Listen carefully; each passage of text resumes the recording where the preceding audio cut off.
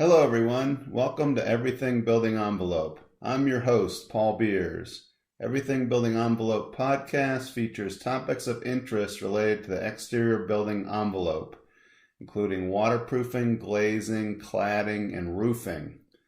Please visit our website, everythingbuildingenvelope.com, where you'll find access to each episode along with show notes and a special video section with bonus content. Please subscribe to the Everything Building Envelope podcast on iTunes and Android outlets such as Stitcher. Today's topic revolves around vulnerable areas within the building envelope, what I would call building envelope hotspots. In other words, what are the biggest areas of concern? We've been in the consulting business for quite a long time, and we always think we've seen it all, but we have not. And trends do emerge, things that really pop out as being areas that need special attention. So let's look at some of them. Let's start with digging holes in the ground, below grade waterproofing. This has been one of the really hot spots in our consulting business. Great interest here. People are very concerned about it. And the reason is, if you think about it, when you apply below grade waterproofing, you've dug a hole in the ground, you put the material in to keep the water out. There may be a basement, there may be below grade parking, elevator pits, things like that. And once you then pour the concrete and cover it up, you can't get back down there to fix it. So it needs to be done really well, really correctly the first time. You need to select a quality system. You need to have warranties in place. You need to have oversight. You need to have involvement from the manufacturer. It's really important. If things go wrong, it's a very difficult fix. It's taking a shot in the dark. You're drilling holes, injecting epoxy, things like that.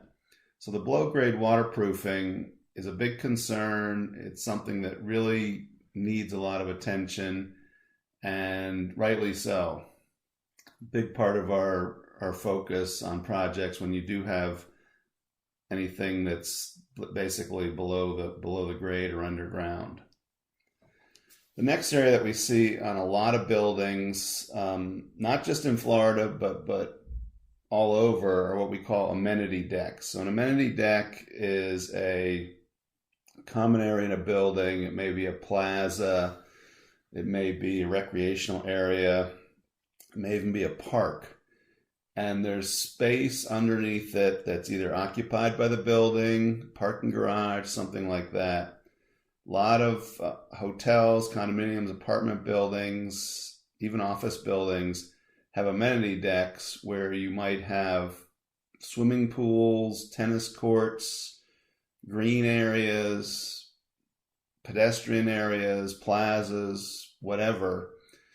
And again, unlike below grade waterproofing, as you're building it, you apply the waterproofing systems, and if there are problems, it's a very expensive fix. You're digging up or tearing up finished areas, be it planted, or be it, say, a tennis court, and chasing around trying to figure out what the fix is. So we really like to pay a lot of attention to amenity decks as well. Usually it's a waterproofing system that's beneath it. We look for having proper slope to drain to get the water out. We look for using the proper systems that will basically be able to stand the test of time. We look for, warranties, manufacturer involvement. I didn't say this about the waterproofing, but having the whole team involved. It's good to have a pre-construction meeting before with the subcontractor, the superintendent, the owner, the architect, all involved manufacturers, and go over everything so everybody really knows what's supposed to happen, how it's supposed to be done, what all the project requirements are, how to ensure quality control, when to have inspections to assure that everything looks good, and get a good outcome. Another thing that's related to amenity decks are planters. Planters are, I had a contractor tell me one time, planters are one of the lowest cost scope items in a large project, but one of the biggest costs when I have to go back and fix them. So planters, a lot of thought needs to be put into them. The type of material, waterproof material that's going to be used, you could use a fluid applied or a sheet applied. The sheet applied can have problems sometimes with roots and things like that getting into it. So you want something that, because obviously a planter is going to have things growing in it, and you want to have a material that will be able to withstand any invasive roots and things like that. Again, you've got to have drainage. You've got to use the right materials. It seems simple, but it's more complex than it seems. Another area that's related to this are rooftop pedestrian areas. We've seen a lot of problems here on projects where it's kind of a natural, architects and building owners really, or building users, should I say, really like these rooftop areas. If you think about it, it's a great opportunity to have a sun deck, swimming pool. We see a lot of swimming pools on roofs these days. And obviously, what's underneath the roof? Occupied space, and probably not just occupied space, probably the most expensive space in the building. If it's a apartment or a condominium, it's typically a penthouse apartment. If it's an office building, it's typically the premier suite in the building. So you don't want water down in there. It will be very expensive to fix. You have finishes. You have, not to mention, angry people that live there who probably have lawyers. So these areas take a tremendous amount of scrutiny to make sure that everything gets done correctly. In a rooftop pedestrian area, usually it's a waterproofing system that's applied, although there are the roofing manufacturers have these types of systems also. There is a crossover there, but you need to be really, really careful, again, with specifying the materials, getting the manufacturers involved, getting a good installer, having the proper warranties in place. We like to test these areas before they're completed, doing a flood test where we'll plug the drain and then flood the area with water, leave it overnight, come back the next day and make sure that all the water is still there and hasn't leaked anywhere. If you have a leak, you want to find it during construction, not afterwards. Another area that we're seeing more on buildings these days are water features. In fact, we have a building that we're working on in Miami right now that has a 75-foot waterfall. It's in design. And this is another waterproofing issue. I remember working on a restaurant a few years back in Miami. It was very trendy and had a lot of water features, and they leaked. And it was a disaster. It was causing all kinds of problems in the space with mold and rot and odors. And it was an extremely expensive fix to basically shut the restaurant down, drain the water systems, and redo everything and do it right. It was obviously not done correctly. So anywhere you've got water or the potential for water to come into the building like that, then you need to really pay attention to it. Many buildings nowadays have balconies. People like the outdoors, even on high-rise buildings. And balconies are always an area where you have to be careful and where we've seen a lot of problems where things aren't done correctly. So a balcony interfaces with the exterior wall of the building. Of course, it's got some sort of sliding glass door or swing door on it. We prefer sliding glass doors because they perform better and they don't have as much problems with the wind. Balconies can get in some very extreme conditions as far as wind loading goes, particularly if they're near the corner of the building. And you have it's occupied. It's not occupied space, but it's adjacent to occupied space. You have tile or marble finishes that you put on it, and so many things need to be considered. So let's start with the window or the sliding glass door or the swing door.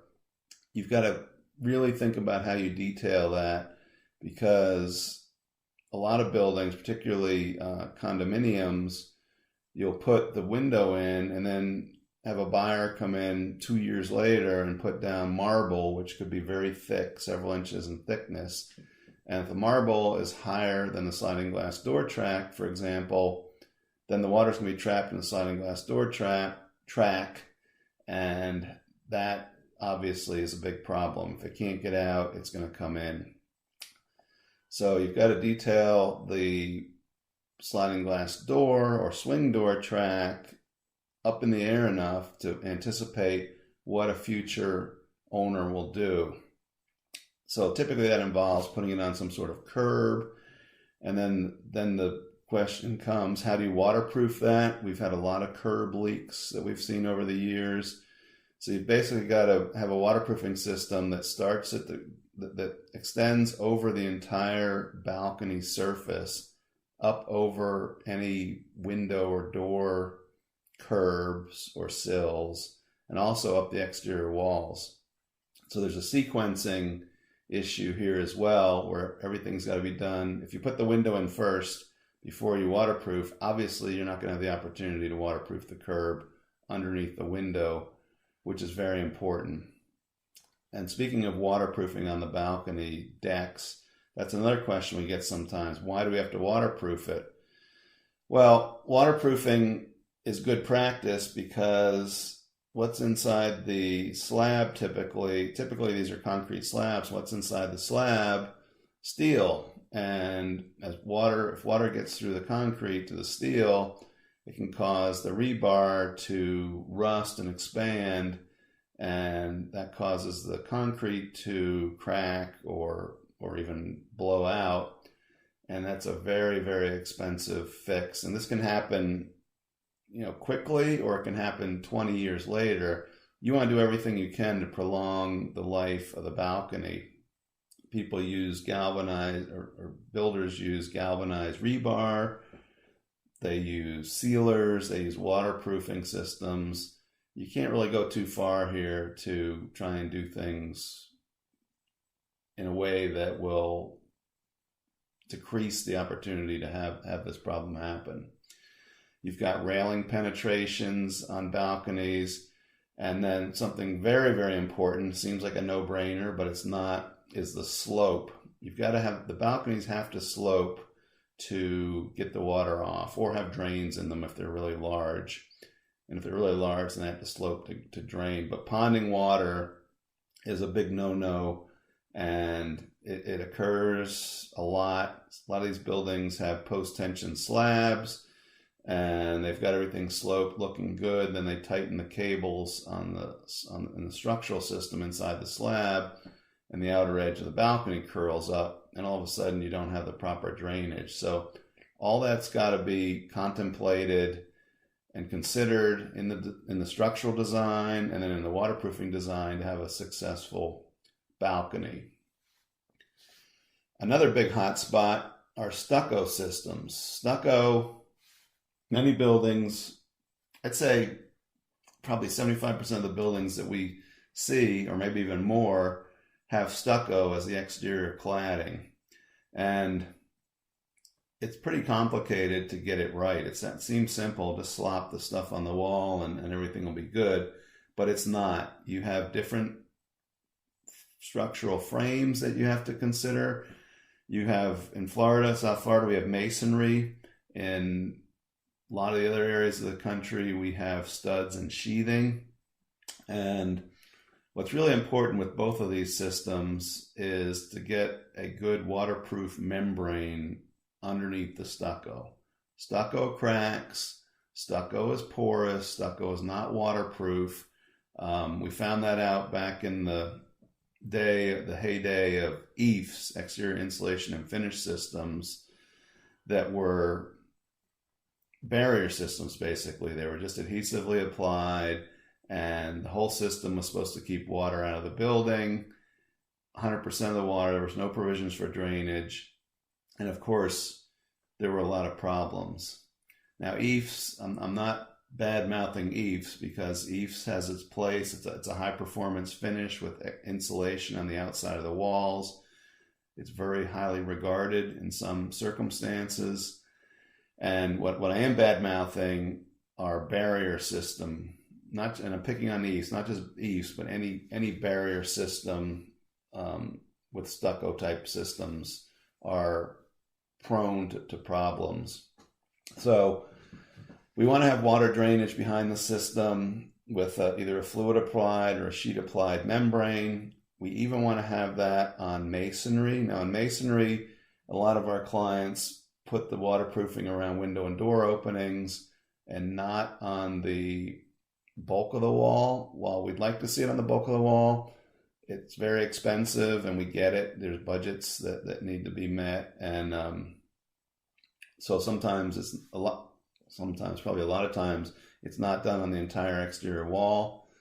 And with masonry, that's okay, because if the masonry gets a little bit wet, there's no harm done. It will dry out. We do recommend testing these systems, field testing them, do a mock-up early in the project, and make sure everything's good. You'll find out right then and there. We've done jobs where the owner didn't want to put waterproofing around the window and door openings. So we said, okay, let's test it with and without. And the without leaked and the with didn't.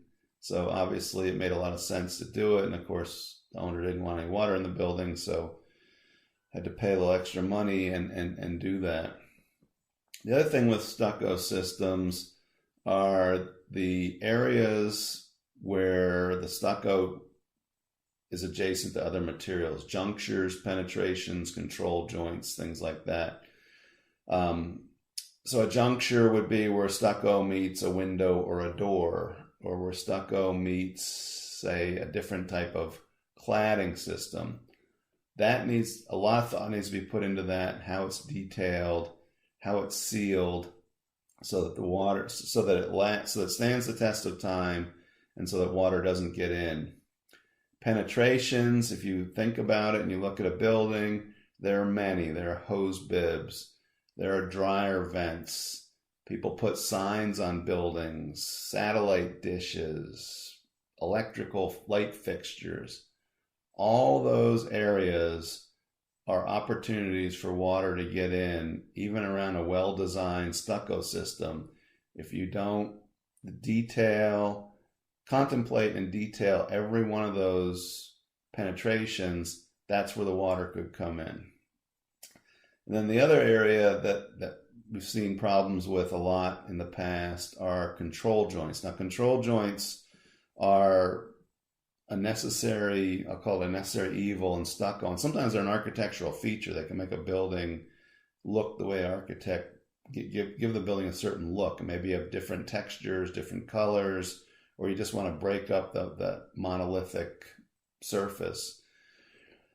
Very, very carefully, consideration needs to be put into control joints, because they can also, they're basically kind of a penetration in the stucco, or definitely a break in the plane, and it's an opportunity for water to get in. So you've got to have your waterproofing system behind it that will compensate for any water coming in.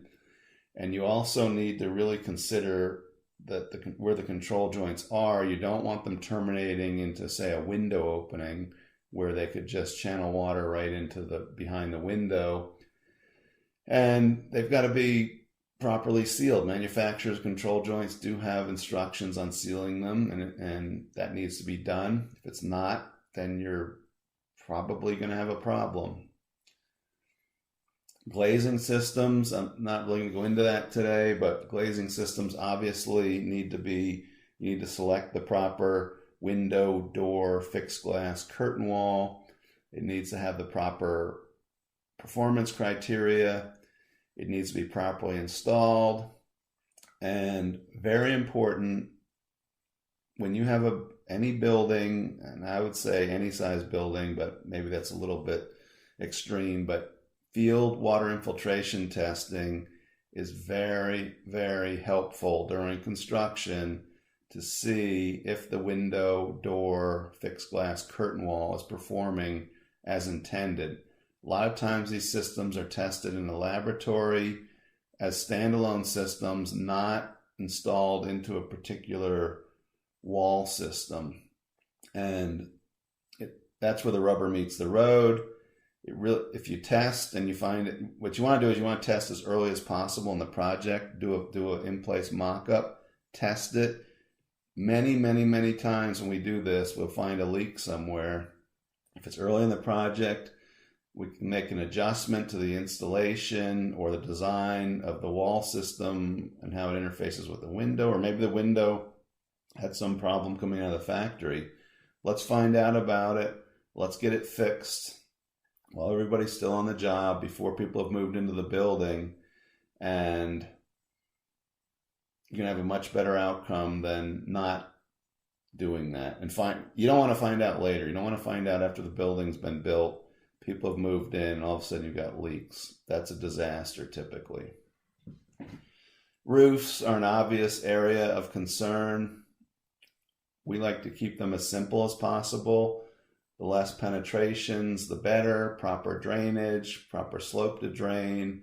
How do they interact or intersect with parapet walls or curtain walls or whatever interfaces with them?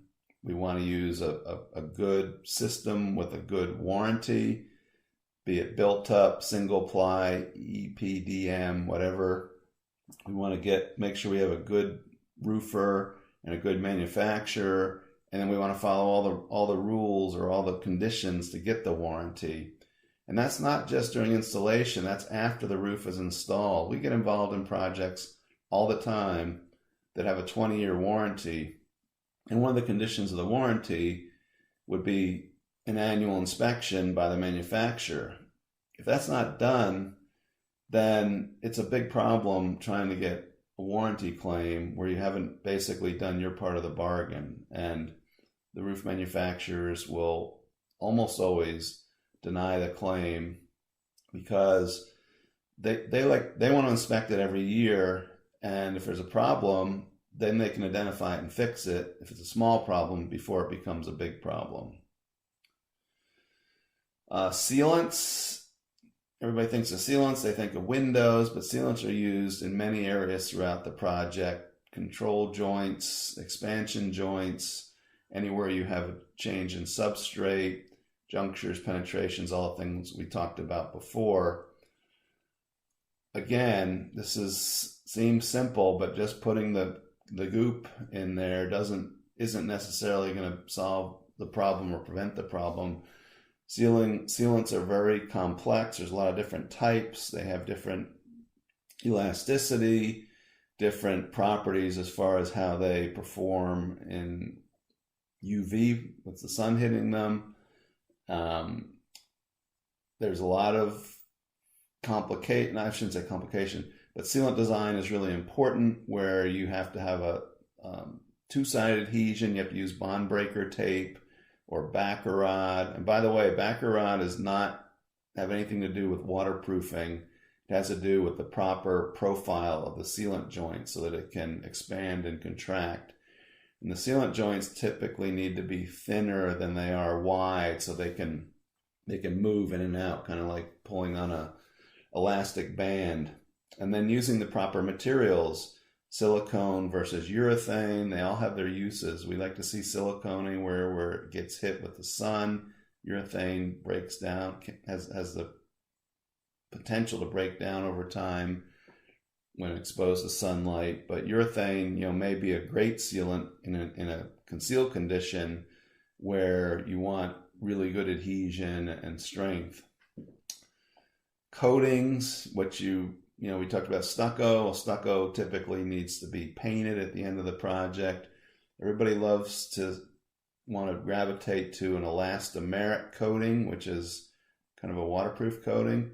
Not necessarily a good choice on a building that was just stuccoed recently or newly constructed building, because the stucco still has moisture in it, You don't want to trap the moisture. You would use an acrylic paint typically for that. Or if you did use an elastomeric paint, you'd want to have a lot of porosity to allow the moisture in and out. Now, 10 years later, when the building needs to be repainted, yes, elastomeric is probably a good idea. So it's dried out at this point, and there's cracks and things like that that need to be overcome. So thought needs to be put into what's going to be used, and there's different products for different scenarios and also different life cycles of the building.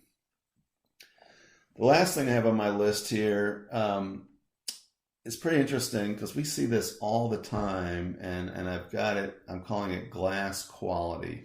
So there's two things that I think of with glass quality, and this can be big money, and you're going to be so careful with it.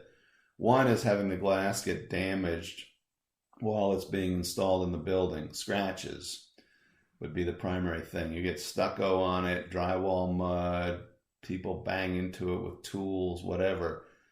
Scratched glass is, when glass gets scratched, they buff it out and things like that. Typically, when glass gets scratched, it needs to be replaced, especially if it's got a lot of scratches on it. Very, very expensive.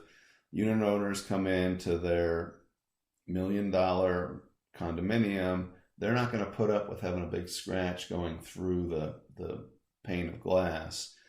And there are industry standards to evaluate scratches, which can be helpful. But ultimately, if the unit owner is sitting at their breakfast table and they're looking out at the ocean and there's a scratch, say in the bottom corner of the window, right in their field of vision, they're not going to put up with that, and it's a big fight, and it's a fight you don't want to have. So protecting the glass during construction with films, with good practices, good housekeeping, everything you can do to keep that from happening is really, really important. The other thing that we're seeing more and more of these days is distortion. In fact, I recently replaced the windows in my house in Florida, and the glass came out distorted. It was laminated glass. It's no good. It looks like you're looking at the funhouse when you look through the glass. Industry standards really do not address the distortion in a way that meshes with the consumer expectations. All glass has some degree of distortion in it, so it's basically what you can see when you're looking through it. But very, very important, and highly recommend inspecting all the glass. Well, first of all, to set the expectations up front with the supplier that get some samples, do some mock-ups, and then have something as a baseline to compare all the rest of the glass on the project to. And inspect it when it comes out. Don't put it in the building if it's distorted. Have it replaced immediately. Big fight waiting to happen if you're not really careful with this. So those are my hot spots. And what do we do about it? I've talked about this along the way. Obviously, paying a lot of attention to the design and making sure everything is well detailed. That's where we come in a lot of times, working on projects where we assist the design team or the owner or do a peer review to see if everything has been addressed up to the industry standard of care. Great idea to get manufacturers and subs involved during the design, get their input. They work with this stuff every day, and they know how things need to be. They also manufacturers have a lot of requirements that need to be met, and they can advise on what should and shouldn't be done. Warranty requirements, again, if you don't get it right up front and you don't follow all the rules, so to speak, of what needs to be done for the warranty, and that includes proper use of materials, proper detailing, installation, probably some inspections and documentation that things were done right during installation. And as I said before, post-installation requirements, particularly with roofs, if you don't have the manufacturer's inspections annually, you're probably going to lose your warranty. As we go through the construction process, there are submittals, always require full submittals. Like windows and doors are a great example, shop drawings. All major projects, you do shop drawings for windows and doors. When you get into some of the smaller stuff, the wood frame, multifamily, hotels, things like that, and submittals aren't done, that's just looking for trouble. If you want to make it work on paper first, then you want everybody in the field to understand how it works to give you a much better chance of success. Pre-installation meetings, we love to do those. We do them typically for waterproofing, glazing, cladding, and roofing. Get everybody together, go over the plans and specifications, review the submittals, have the installers out there, go out in the field, look at the field conditions, discuss any issues, answer any questions, get everybody on the same page, gives you a much better chance for success. Quality control inspections during the work, great idea to go check and make sure things are getting done right. If you catch a problem during construction, it can be fixed. If it's missed and afterwards problems develop, you're tearing out finishes, you have angry occupants of the building, it's typically a lot of drama and a lot of problems, so why not catch it during construction? I talked about field testing. We like to do it on windows, doors, and the surrounding wall areas. We like to do flood tests with waterproofing. There are seal and adhesion tests that can be done. There's a whole myriad of tests that can be done to make sure that everything is copacetic and that, if there are problems, again, let's find it during construction. So I think the big thing is as construction's going on, you're doing your inspections and you're doing tests, if you do have issues, make sure they get followed through on and make sure they get fixed. We have sometimes where we work on projects, we do inspections, we send our reports, and we wonder if anybody's even reading them. And it's great to do all that, but if the problem ultimately doesn't get fixed, then what good is it? So I hope you enjoyed this episode of Everything Building Envelope and found it interesting and thought-provoking. I really appreciate, by the way, the comments that people have been sending me after these episodes, and would encourage you to please, if you have any ideas, thoughts, comments, whatever, bring it on. Love to hear it. Please subscribe to the Everything Building Envelope podcast at iTunes or Android outlets such as Stitcher, or visit everythingbuildingenvelope.com. You'll find show notes, previous episodes, and bonus content videos. As an added bonus for visiting the everythingbuildingenvelope.com website, we've added a free white paper for building envelope hotspots. So I'm going to put this into a little essay and just kind of a checklist. So if you'd like a copy of that, please visit everythingbuildingenvelope.com. Thank you for listening. Please tell your friends and colleagues about Everything Building Envelope podcast. And this is Paul Beers saying so long until next time.